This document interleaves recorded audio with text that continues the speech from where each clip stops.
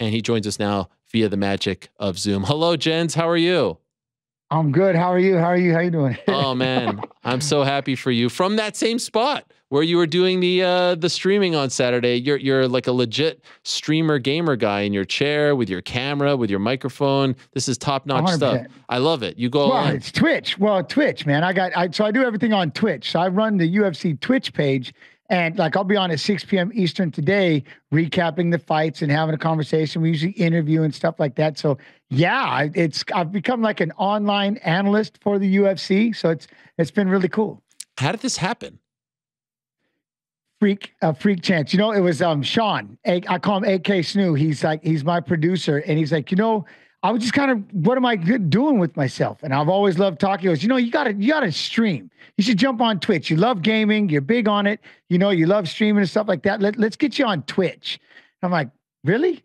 All right. And so we started. I started gaming at first, and then one day he had to leave. And we were just talking about this ironically. I was like, and one day he had to leave. He's like, I got to go. I'm like, well, what am I going to do? He game with. I'm afraid to. Ironically, I can get in a cage and fight by myself, but I can't game by myself. I'm scared. Okay. I'm scared. So right. It's weird. But that's just like, well, what am I going to do? And somebody handed me a parkour video, and I go, oh, let me see this. And then I started breaking it down, pausing, rewinding, pausing, breaking it down, and then from that, someone said, hey, would you watch my fight? I'm like, yeah. So then I broke down the fight and I started coaching. And then one day the UFC, they were going to start a Twitch stream.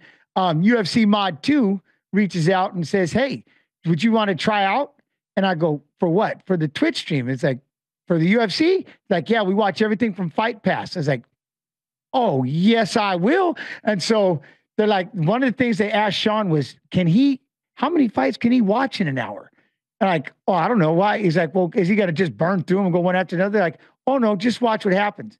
Ariel, I watched 5 fights in 6 hours. Wow. I paused and talked and I had a time. I got through it. But what I got to do was I got to tell how the whole thing started, how I got into the UFC, how I created the 155-pound division from the Boss Shooting Invitational, meeting John Peretti, who was the matchmaker for the UFC, owned by SCG, right?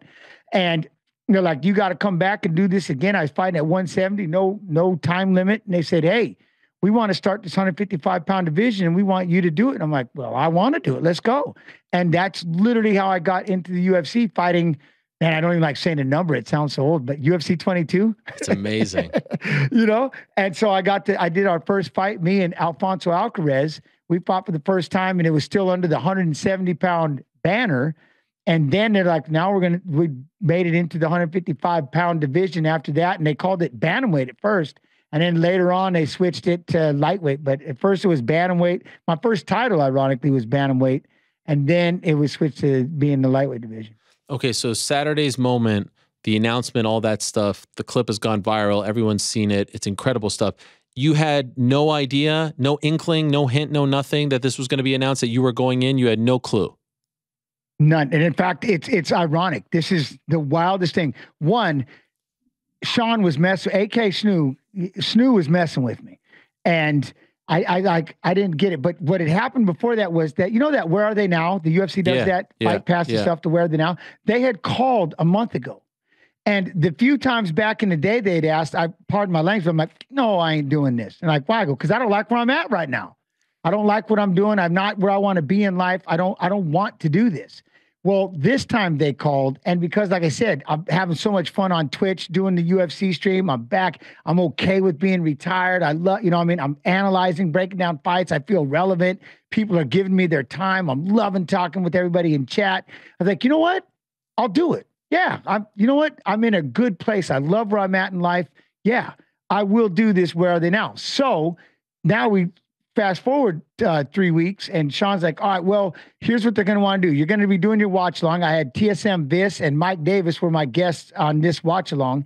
And they said, right before, when the main card starts, after the first fight, they want you to expand your screen. We're going to blow you up so it's just you, and they want to see your reaction. And I'm thinking, to what? And I was like, oh, they must be announcing that I'm going to be doing a Where Are They Now?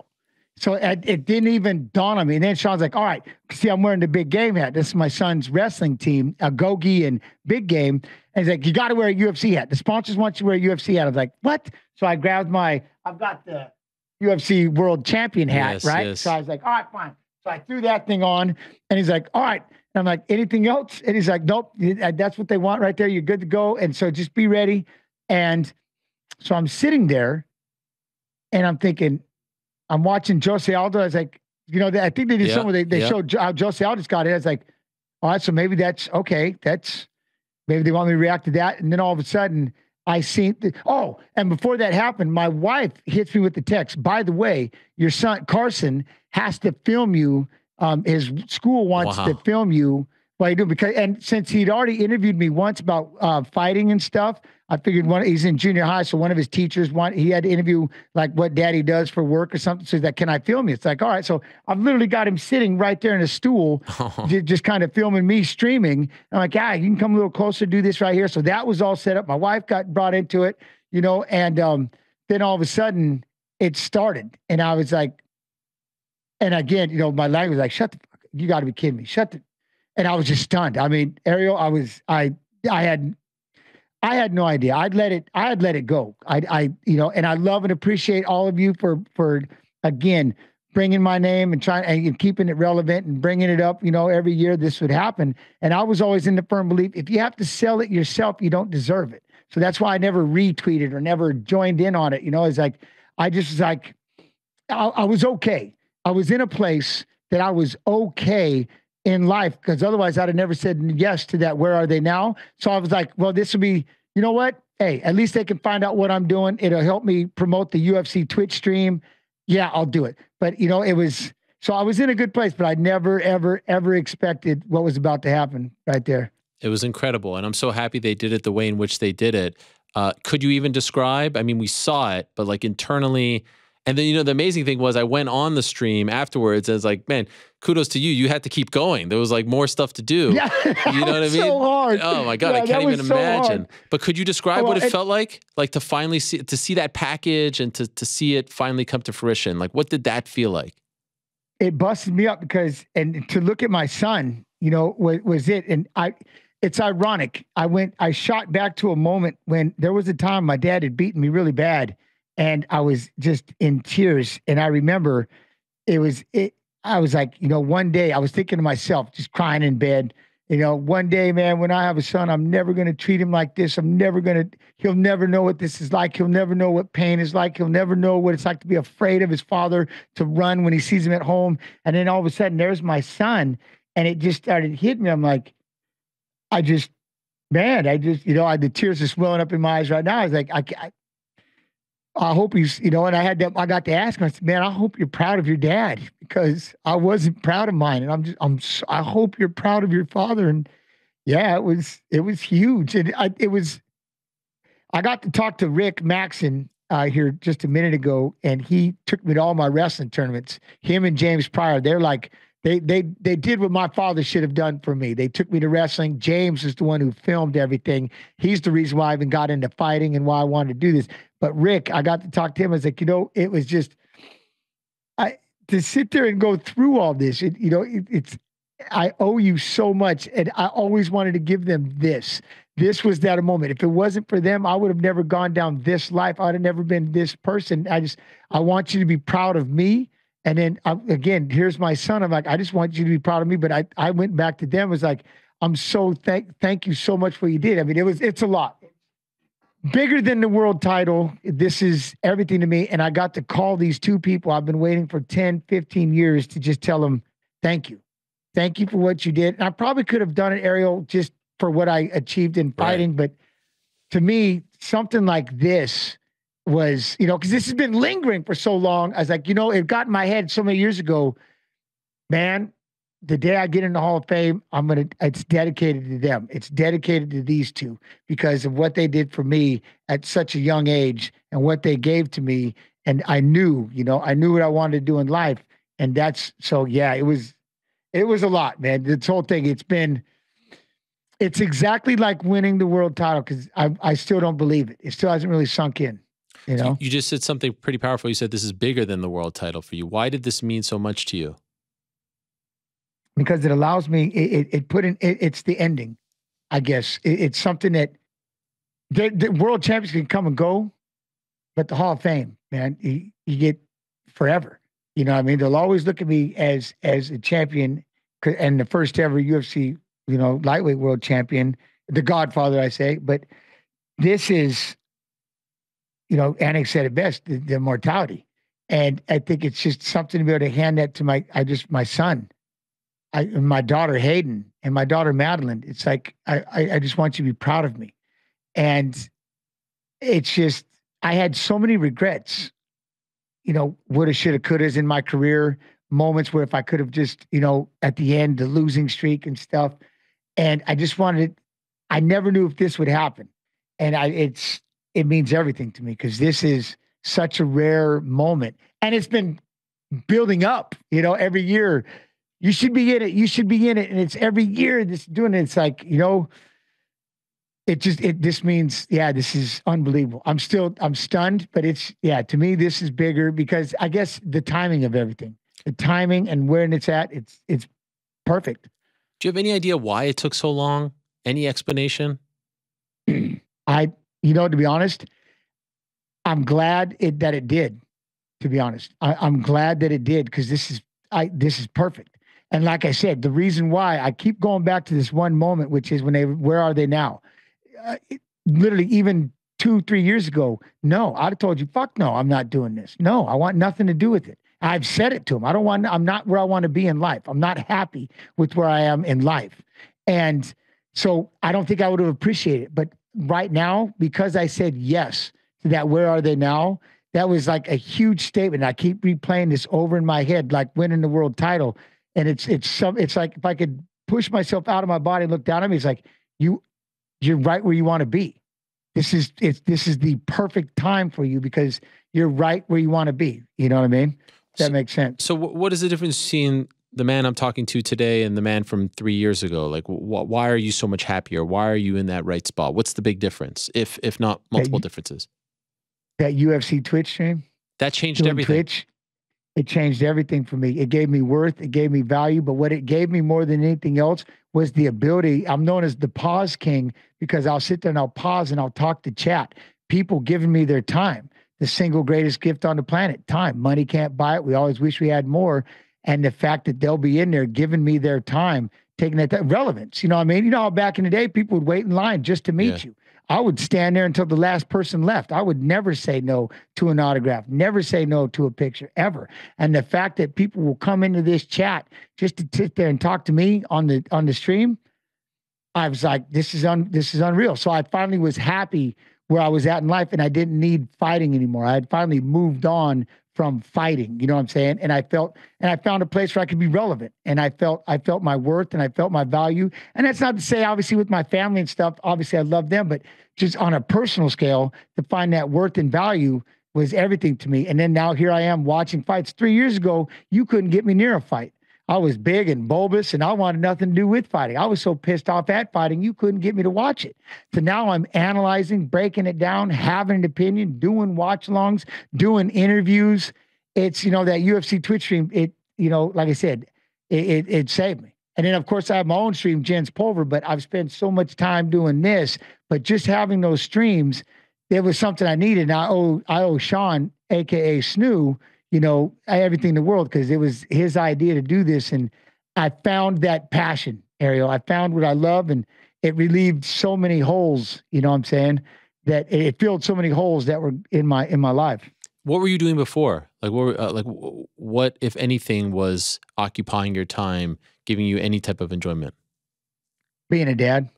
I loved it. I was stay at home for the most part. I had traveled to Australia for a while and worked over there. And then the funny thing was, I remember talking to my wife going, she just got into nursing school. So I had to make sure we got everything like that. And I was like, I remember the conversation.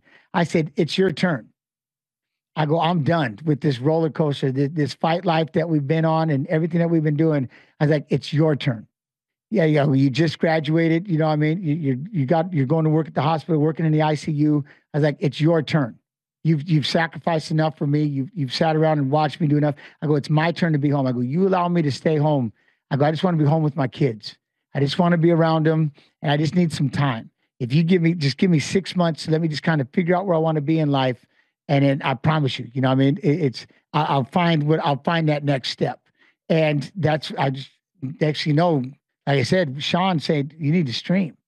Became the greatest gift on the planet. It was the best thing I've ever had, and then to turn that into the UFC and the way that is literally just step. You know what I mean? To get to this point, I get to stay at home. I have my studio. I get to raise my children. I'll be up there after I do this interview. I'll be over there to meet my daughter and walk her home from school. And yeah, it's just everything. It all just kind of fell together. You know what I mean? I saw that you were very proud of the fact that you lost a lot of weight, that you're in tremendous shape now. How big did you get, and how difficult was it to lose the weight? You know, it was easy to lose. Oh, I was bulbous. I was about 205 pounds because I figured the biggest thing was I'm going to get really big because that way I can't just jump into a fight. Well, I'm going to need at least a good 6-7 months if I was ever going to do something like that. So I got nice and hefty. And then one day I just stopped. Like I said, I got so happy with where I am in life. Here I am watching fights again, and I'm doing everything that I want to do. And I don't have that anchor, like go back to the ring. I found my replacement. I found my passion.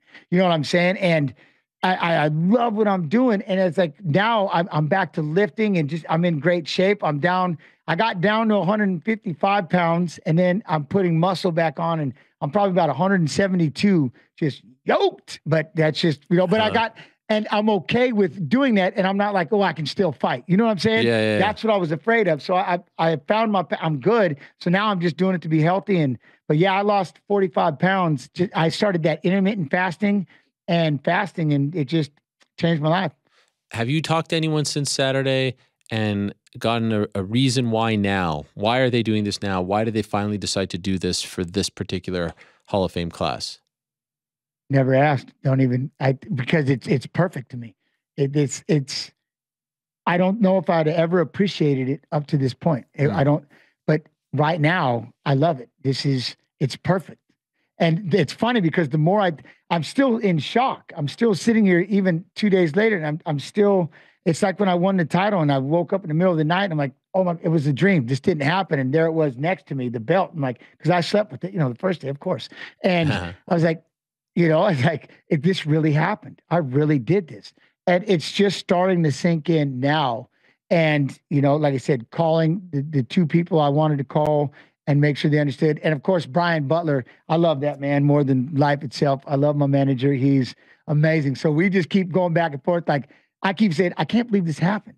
And he keeps, you know, I can't believe this happened. We're back and forth. So I don't know the whole thing about if it was too long. It was perfect because I wasn't ready and it wasn't right. It almost feels like because they played me, like they threw the feeler out. Is this going to be the year? And they did that. Where are they now? Yeah. And I keep going back to, because I'm in such a good place, I said yes to it. And like, all right, now we can, you know what? Now it's like I wasn't ready. Right. I don't know. Yeah. You know? Speaking of Brian, I mean, he really campaigned heavily on your behalf. You can't do it necessarily, like you said, but like he really, I mean, he kept you out there in the public eye, in the news, reminding everyone, because you know how this sport goes. And this is one thing that really bugs me about the sport. You know, that's why I put up that picture right over here. I don't know if you saw it from last weekend with all the legends with Fedor, right? Because I feel like you guys, you're a part of that. You could have been in that crew. There's so many others.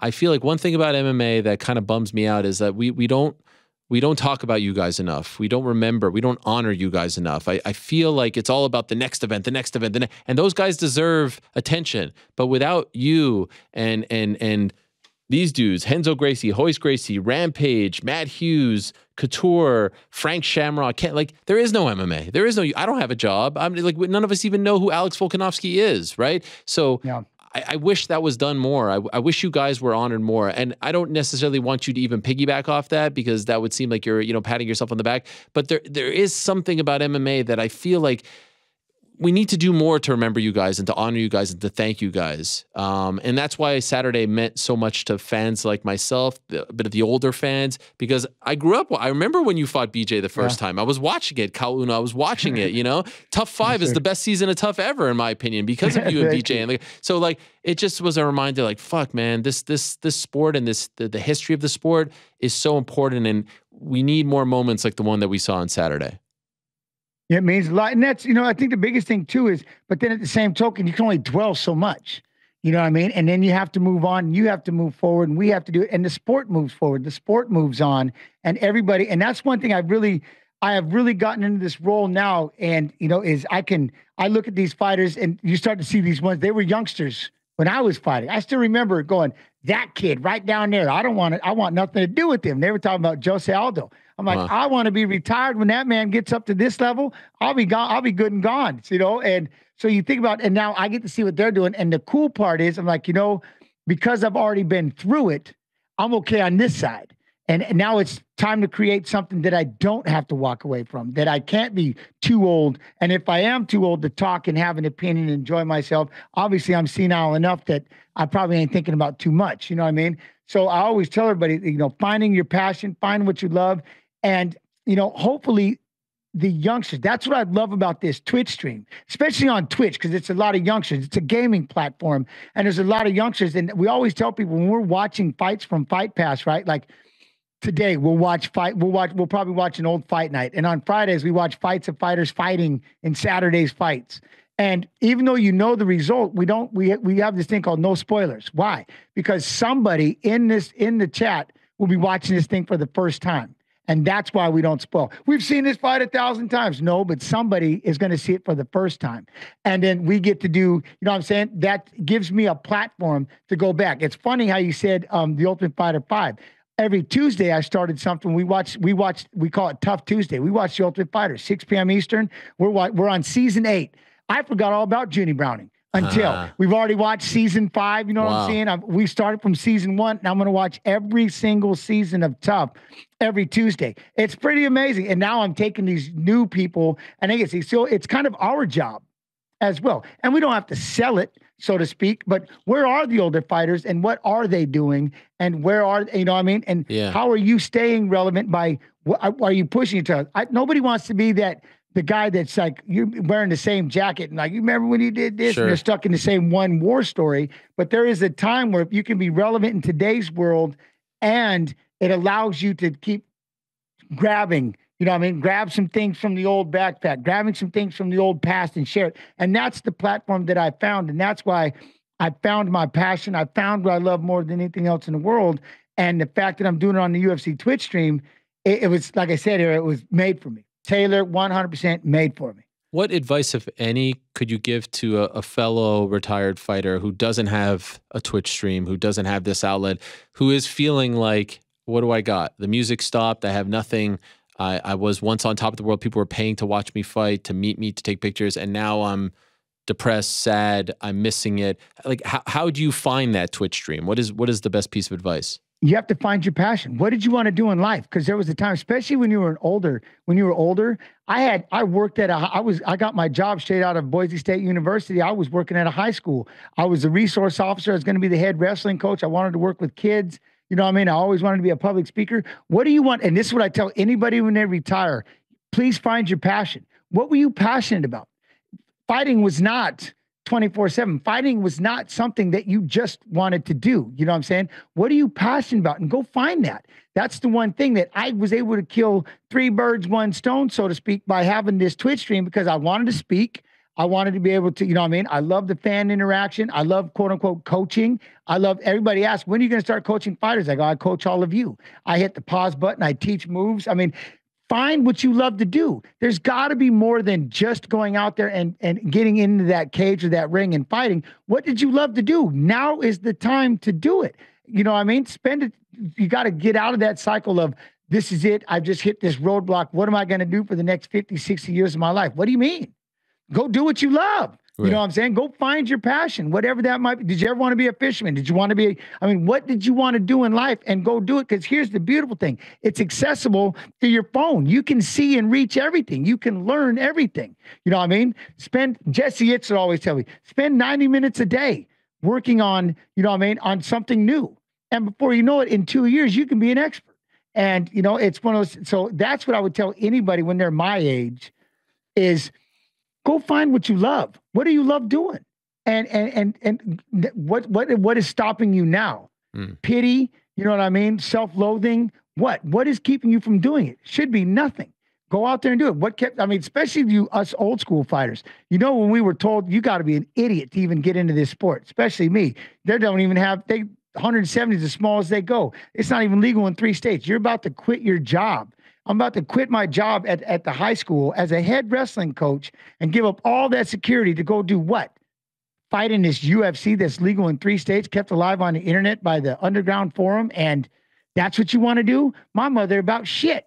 It's like, you got to be kidding me. My grandma just about fell over. What do you want to do for security? I don't know, but I want to go chase my dream. I want to chase my passion. Why does that got to die? Just because we have to now, I tell everybody, in the documentary, you got to learn how to die twice. The athlete's going to pass away at a young age and you're going to have all this left and you're going to be able to, so what are you going to do with it?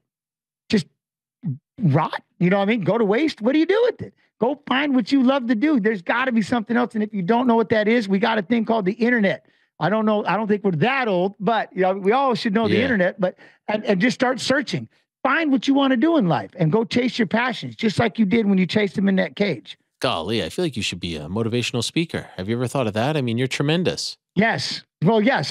But see, that's what I get to do on the stream. I get to do this. Yes, so you do. I capture all the birds. But Jesse Itzler is always, he's like, you got to come out and speak, and I'm like, but see, the only thing is right now, anything that takes me away from my babies, obviously my one's about to be a freshman in high school. They're still my babies.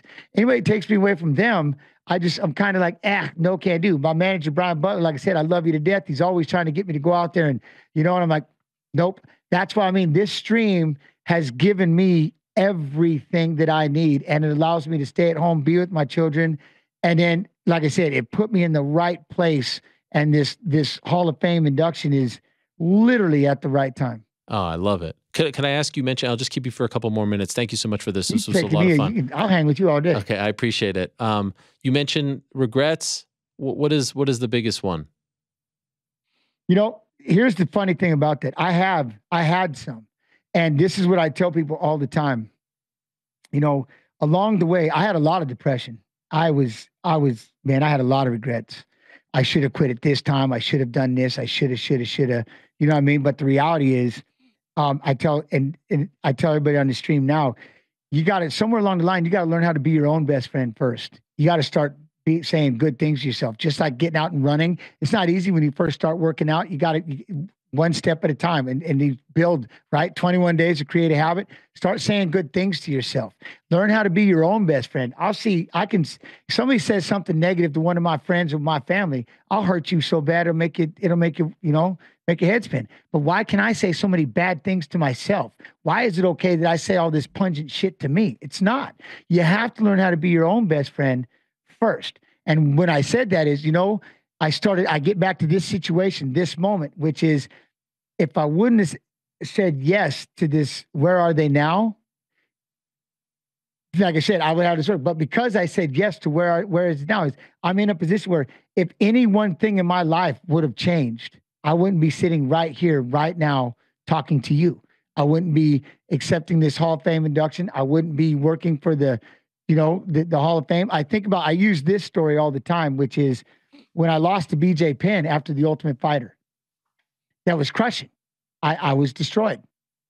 But because that happened, I said, hey, they started bringing on the WEC and the 145-pound. I go, can I go down to the 145-pound division? Yeah. All right. Well, because I went down to the 145-pound division, we're going to fly out to WEC. We're going to introduce you. Okay. And so as I'm going, I'm 6 hours late, mind you. My flight got backed up in Chicago. And then my wife's flight, it got backed up a couple of times. But so now all of a sudden, boom, I'm landing at the Hard Rock. I'm walking through the hallway, 6 hours behind schedule. And it turned out this lady, She's 5 hours or something like that. They wanted to go to the restaurant, but the cabbie messed them up and took them to the Hard Rock Hotel and Casino. And we walked by each other. Boom. Hey, I know you. You're Little Evil. Hey, how you doing? And yeah, we used to watch. I was a big BJ Penn fan, but you kind of grew on me from The Ultimate Fighter season 5. Thank you. That's my wife. Been married 13 years.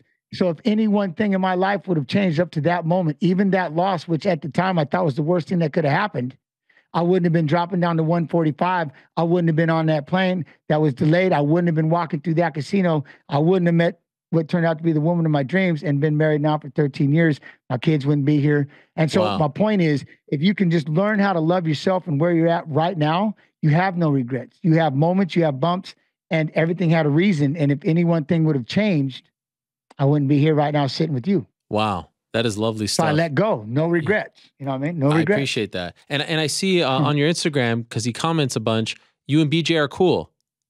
I love him. I love him. Yeah. That wasn't always the case. It's funny. No, it wasn't. No. And then going back and watching season 5, I still got a little salty, even when we were because we just finished season 5 a couple Tuesdays ago, and I was still just a little salty. I was like, oh boy, I just heard it back there. I was like, man, he was just messing with me, you know? And then to hear the reaction of all the fighters and stuff. And I'll never forget Corey Hill. And the reason why I picked Corey even first over everybody else, may rest in peace, because he was looking at me. Sorry.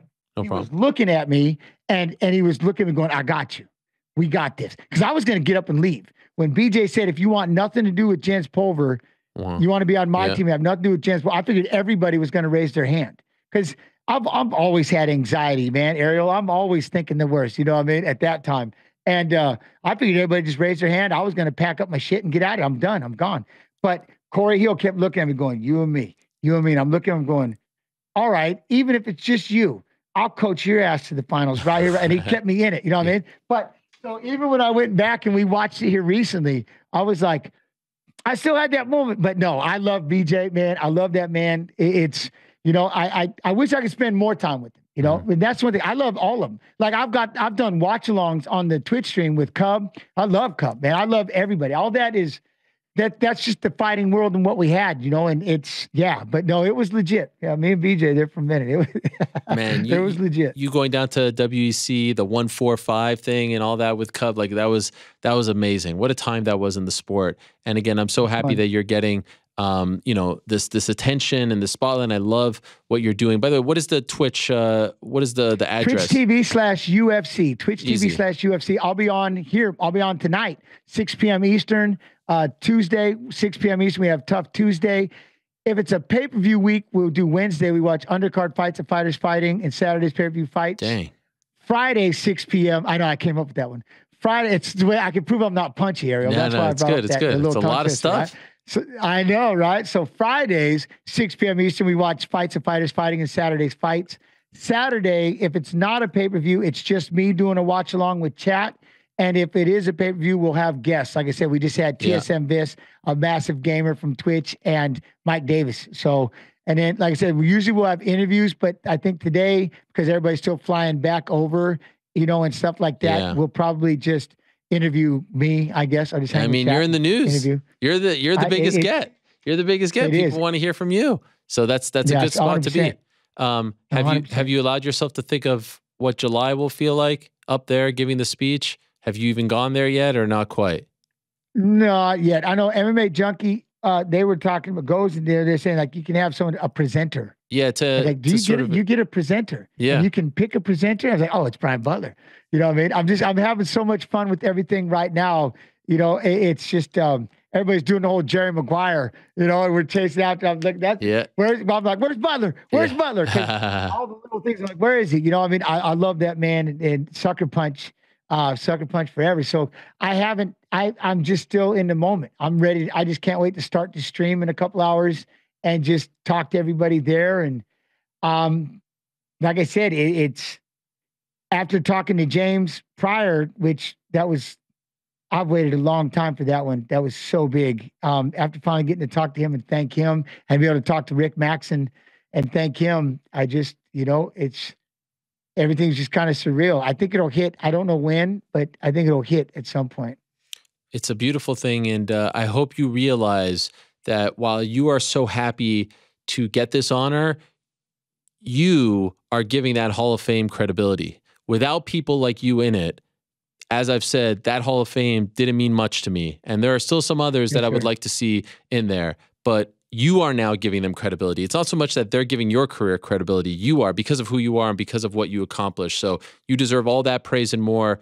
Thank you for all the memories. Thank you for all the great fights. Thank you for being an absolute class act and always great. The first fight that I ever watched as a media member was you versus BJ in person. I was credentialed. Yeah. I was the Spike TV blogger for Tough 5. That's why I love that season. That was my first job in MMA journalism, was for that season. Really? Tough 5 Spike TV blogger. If you actually go back to the fight, I'm sitting cage side with the president of Spike TV. He invited me to come sit next to him for your fight. I was sitting there and I was blown away. I was like, I need to do this for a living. So that's why people like you and BJ mean so much to me. Enjoy every step of the way up until July. Enjoy all of it and keep up the great work, man. You have now made me want to tune in. I don't know how to use Twitch. I'm going to tune into your Twitch just because you sold it. Twitch.tv/UFC. You got Twitch.tv/UFC, and then you'll probably have to sign up if you actually want to chat, but otherwise, and then I'll hit the pause button. Okay. And if I see your name, I'll go batshit and I'll be like, oh my God, Ariel's in here. And then I'll get all embarrassed and, and freak out and do all that stuff. But yeah, it's a lot of fun. And hey, if I may, one of the things, man, always, it's what you've done, what you've created. My hat's off to you.